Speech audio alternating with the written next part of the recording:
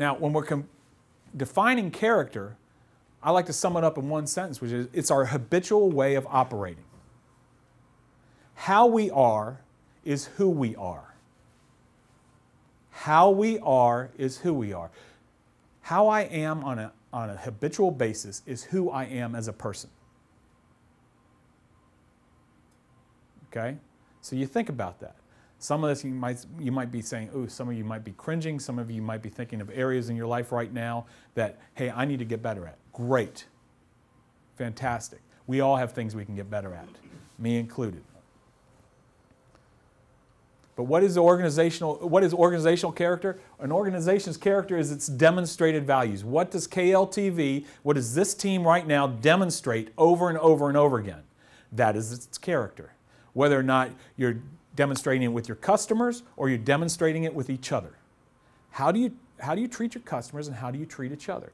That is the character of this team. That is the organizational character of this team. That's also your character. How you treat your customers and how you treat the other people on this team. So, how do you build character? How do you build character? Well, it's a process that, as I've studied it, as I've looked back at my time at West Point, as I've seen it through the years, as I've read about it, as my father has taught me about it, character begins with your thoughts. And it's what you think about. I know on the way here, somebody cut me off on Broadway. I thought some pretty evil thoughts right about that moment because that person was humming down Broadway. And we've all done that. We all have evil thoughts at a certain point. But our thoughts become our words. If I allow my thoughts to become my words, then I better hope my kids aren't in the back seat hearing what I'm about to say, right? And then our words become our actions. And then actions over time, repeated over time, become our habits.